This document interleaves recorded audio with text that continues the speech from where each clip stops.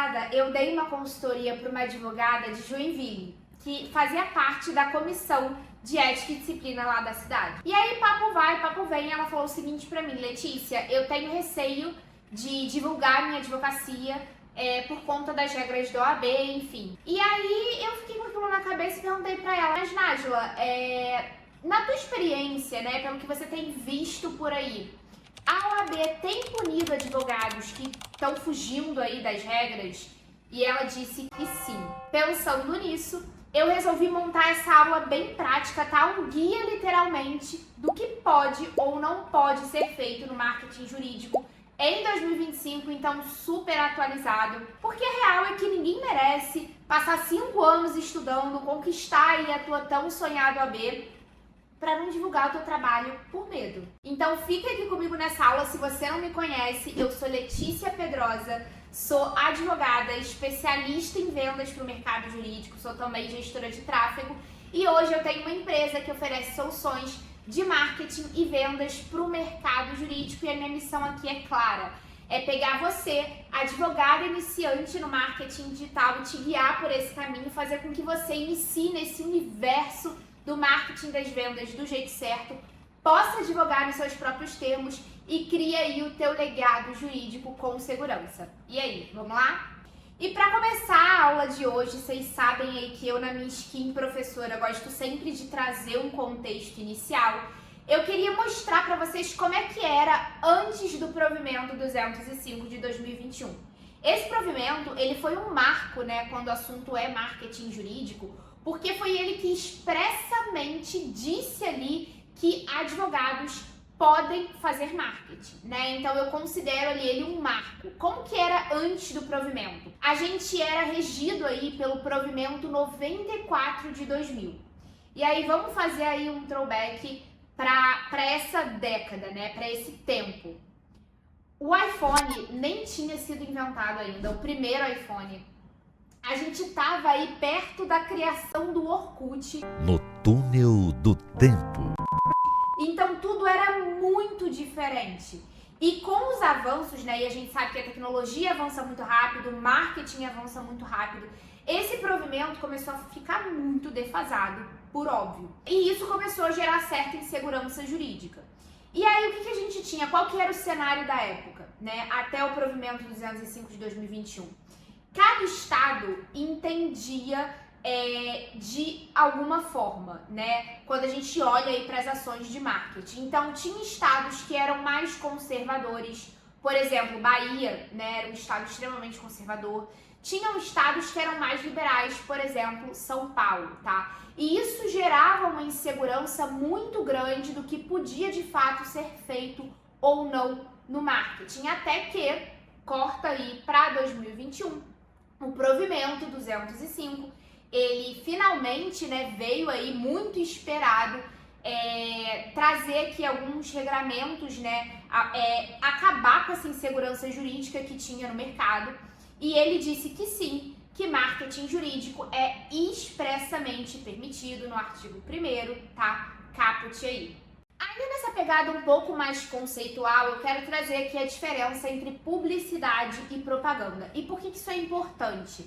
Eu acho que muito dessa confusão, se eu não me engano, nenhum advogado me fez essa pergunta ainda esse ano, tá? A gente está aqui em início de fevereiro, mas até ano passado eu recebia muita pergunta: doutora, advogado pode fazer marketing? E eu acho que eu já respondi, né? A resposta é que sim, não só que você pode, como você deve fazer marketing, mas eu acho que muito dessa confusão, se pode, se não pode fazer marketing, vem dessa diferença entre publicidade e propaganda. Então vamos entender isso de uma vez por todas.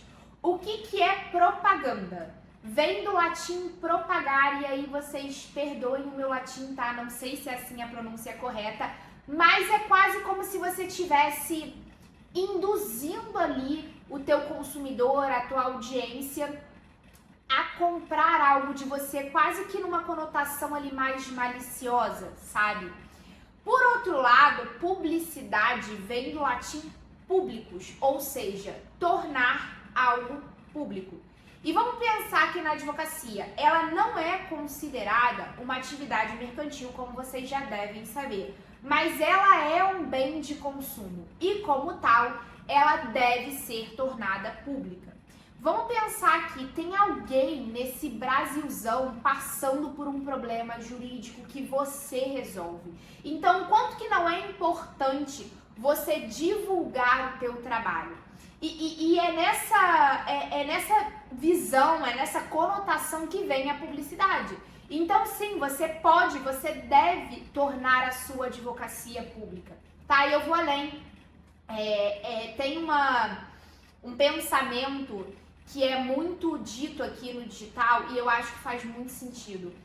Tem muita gente ruim, tá? Divulgando o seu trabalho e ganhando mais dinheiro que você por conta disso. Então você que tá aqui na minha aula, que você é um bom profissional, que você quer fazer as coisas do jeito certo, divulgue o seu trabalho. Se tem um apelo que eu posso deixar aqui nessa aula é esse. Divulgue o seu trabalho, tá? Tem pessoas precisando do que você faz. Então, divulgue, esteja aqui presente, siga aqui nas aulas que eu tenho certeza que vai te ajudar muito. Vamos então aqui para as orientações gerais, tá? Então, é um mindset que você tem que ter, é um norte, é um guia, literalmente, para você entender se o que você está fazendo é ético ou não quando o assunto é marketing. Então, começando aqui pelo provimento 205 de 2021, ele vai dizer que a publicidade deve ter um caráter meramente informativo. E o que isso significa? É proibido a mercantilização da profissão, é proibido, né, também captação de clientela e a autopromoção. Por outro lado, o Código de Ética, e aí o seu artigo 39, que é aquele bem clássico, o que ele vai dizer? Ele vai trazer aqui os 3 pilares, tá, da publicidade quando a gente está falando de advocacia. O primeiro é a moderação, o segundo é a discrição e o terceiro é a sobriedade. Então, eu sei que não é aqui relacionado ao digital, mas eu acho que é um bom exemplo. Vamos pensar aqui naqueles carros com alto-falante fazendo propaganda, né? Aquilo ali na advocacia não pode. E por que não pode? Não é nada sóbrio, não é nada moderado. Então não pode. Outro exemplo também outdoor, né? Não respeita aí a sobriedade que a advocacia tem que ter. Então também não pode, tá? E ainda vai dizer o artigo 39, né, que a publicidade, ela deve ser, portanto, moderada e informativa. E veja como esse caráter informativo, ele se repete, né? Eu falei isso na minha primeira aula de todas aqui no canal. Se você ainda não assistiu, vai lá ver. Assiste essa primeiro e depois você vai lá. Mas eu acho que o grande guia da gente entender se determinada ação de marketing aí seja paga, seja no orgânico, se tá dentro, né, do código de ética ou não, olha para aquilo ali e se pergunte de forma sincera. Isso aqui que eu tô promovendo, que eu tô querendo promover, tem um caráter muito comercial ou tem um caráter mais informativo? Isso aqui que eu tô querendo promover traz uma informação útil ou fala muito de mim, da minha advocacia, do meu escritório? E aí você já começa a entender de fato o que é ético e o que não é. Então, por via das dúvidas, se faça essa pergunta sempre, tá? Isso aí já vai te dar um bom norte do que pode e do que não pode ser feito quando o assunto é marketing jurídico. Passar essa orientação, que é um pouco mais geral, eu quero ainda trazer no âmbito do provimento, tá? Uma diferença bem básica, mas que vai fazer sentido quando a gente ir mais para a parte prática da aula de hoje, que é a diferença entre publicidade ativa e publicidade passiva.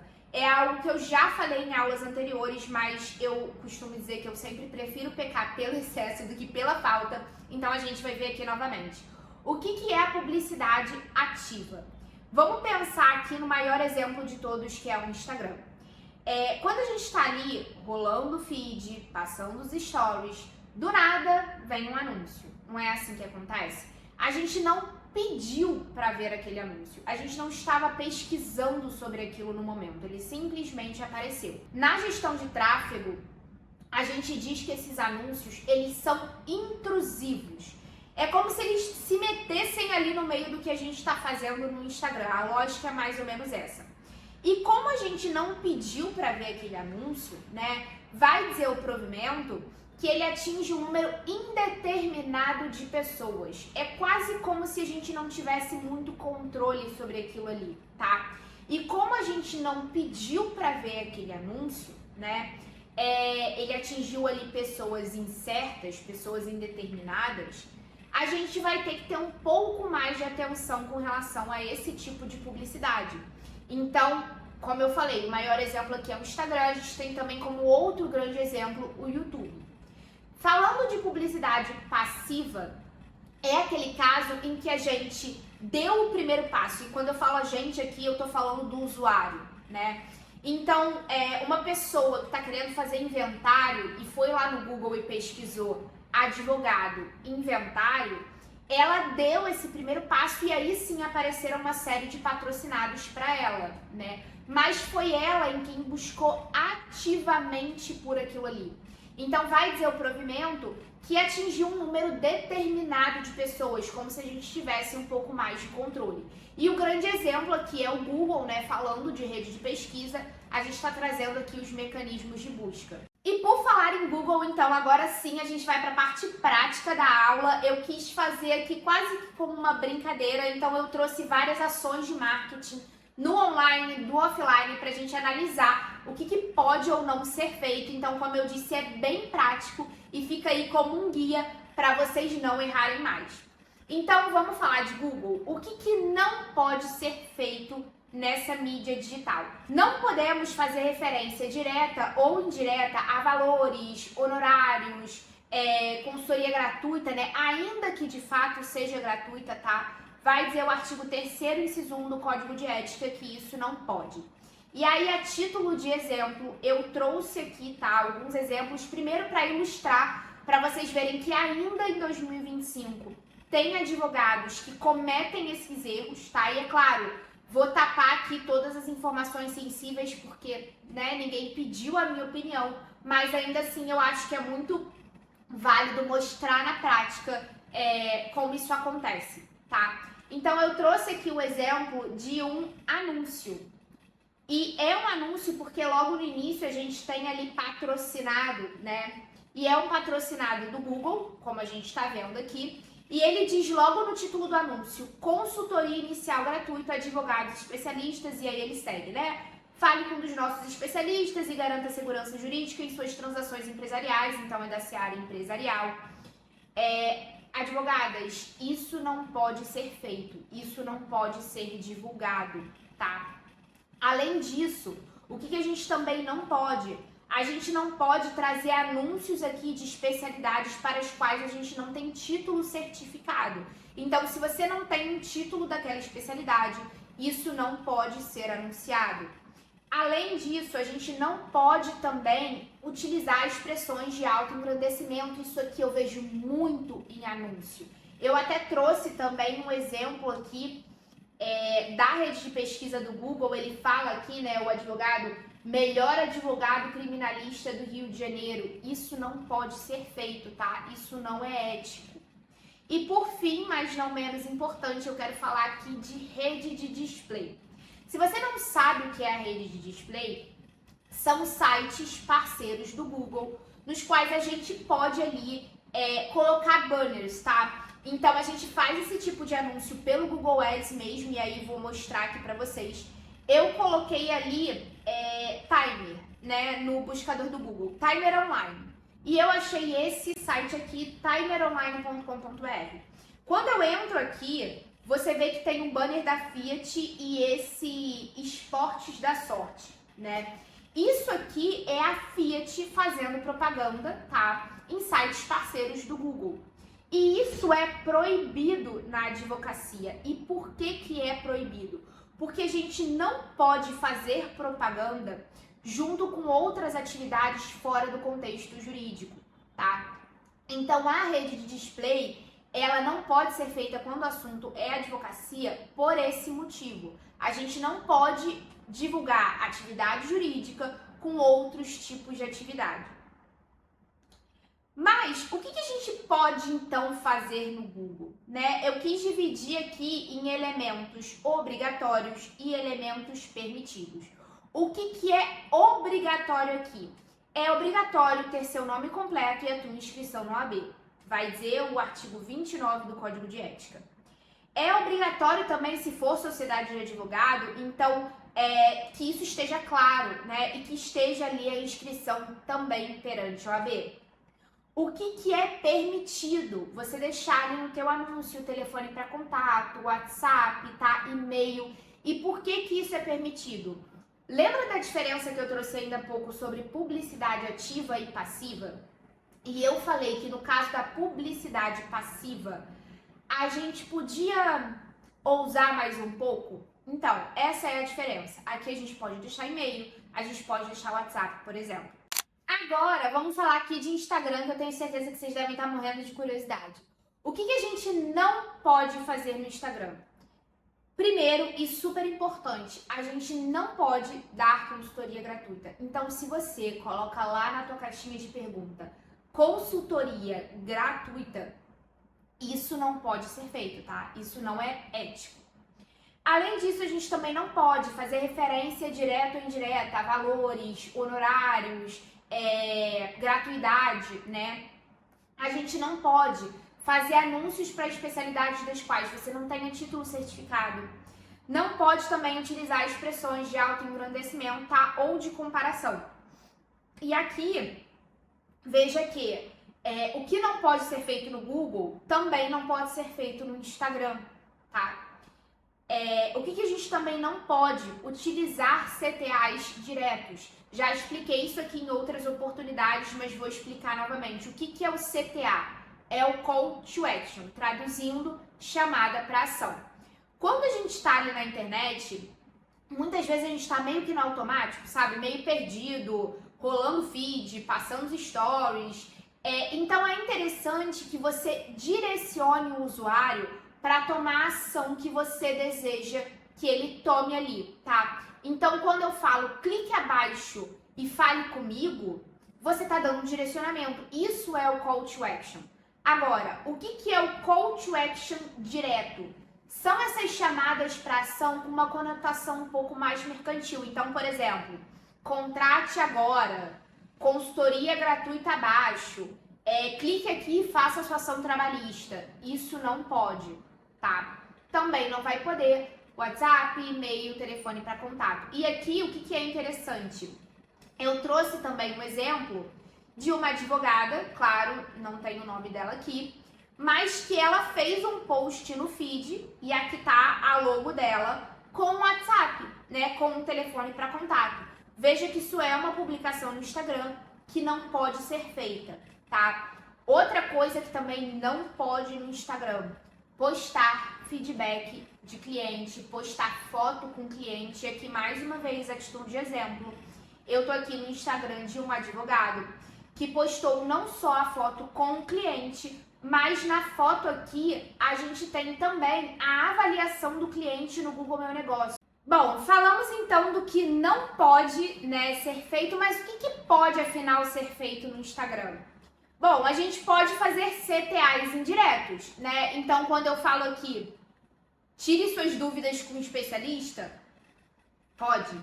Quando eu falo saiba mais, pode também. Quando eu falo entenda mais do seu direito clicando aqui, isso também é permitido. E é permitido, eu vou além, você deveria fazer, e eu digo isso, já falei na minha primeira aula, inclusive, na minha visão, conteúdo é algo que não é opcional, tá?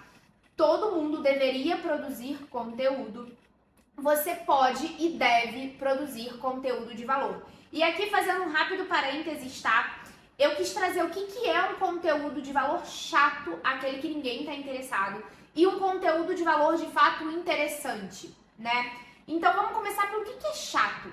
Cara, é chato aqui você trazer a letra do artigo. Ninguém está interessado nisso. Isso me remete até àquela época minha de estudante, né, na faculdade, em que eu estava ali com o Vadmeco, lendo artigo para a OAB, incessantemente, sem parar. Se a gente acha aquilo maçante, se a gente achava aquilo maçante, imagina o teu cliente. Ele mal entende o que está escrito ali.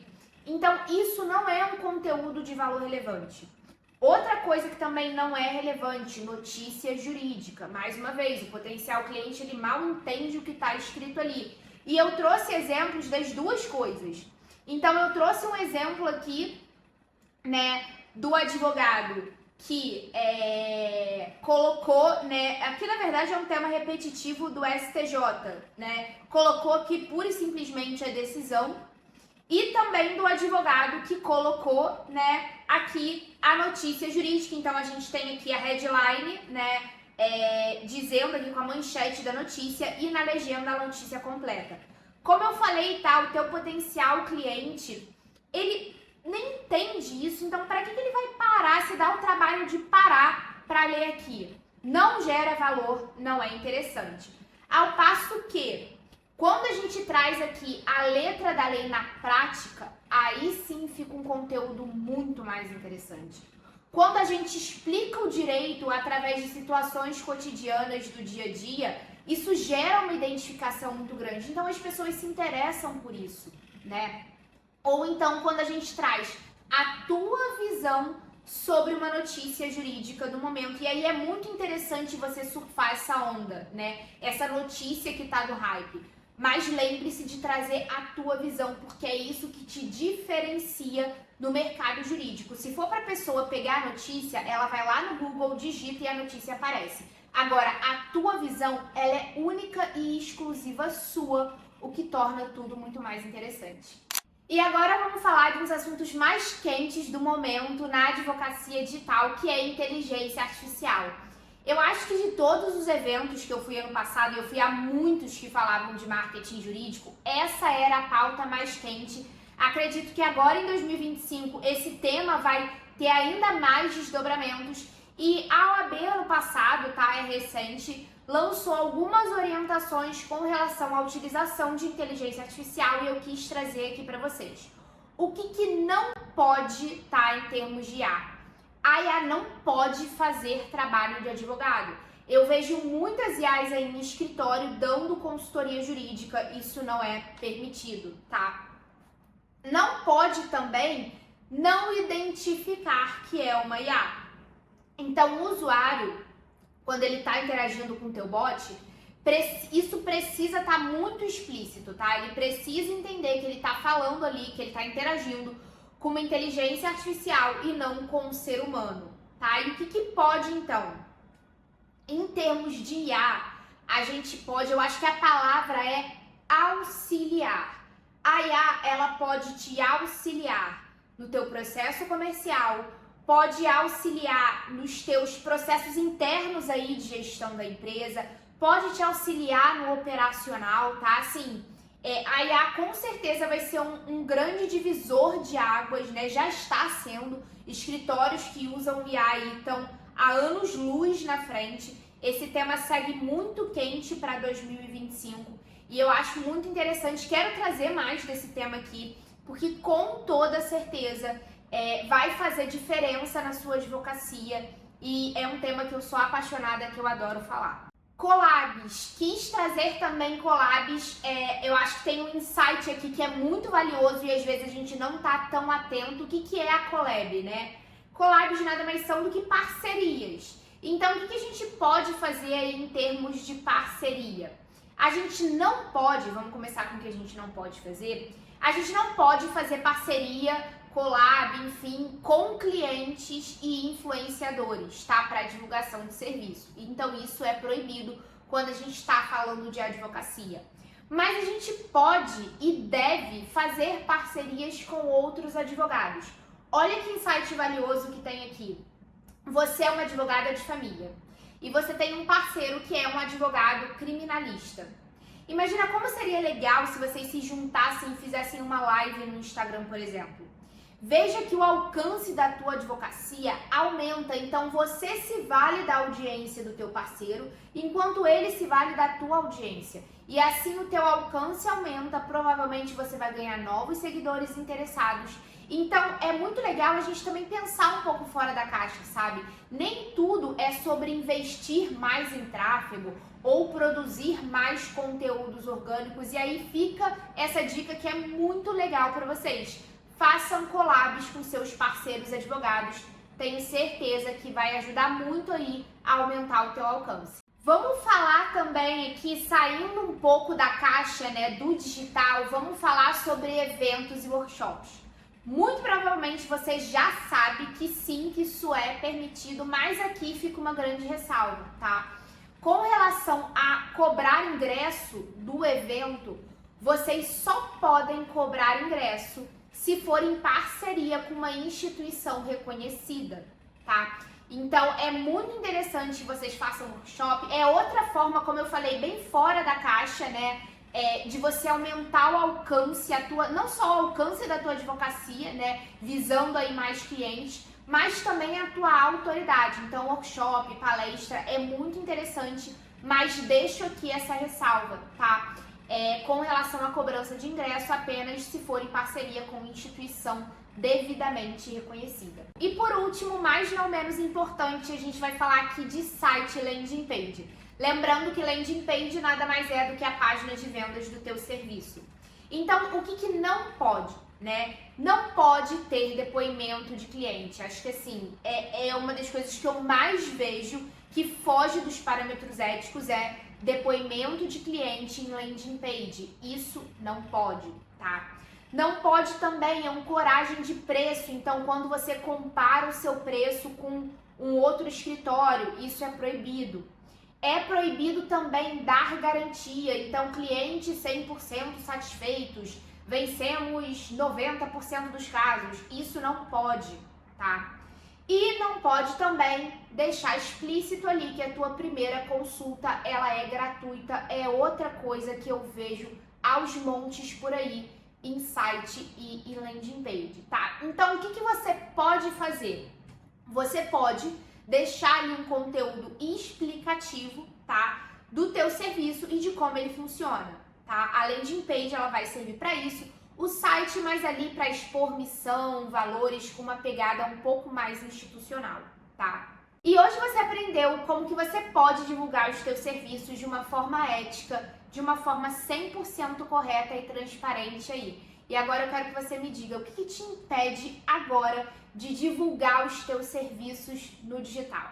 E se você gostou da aula de hoje, deixa aqui o teu comentário, a tua sugestão, como que eu posso estar te ajudando, quais temas que vocês querem ver por aqui. Deixa também teu like, se inscreve no canal, isso é muito importante. Você me encontra também nas minhas redes sociais, então TikTok, Instagram, @LeticiaMPedrosa. E advogada, eu te vejo na próxima aula. Tchau, tchau.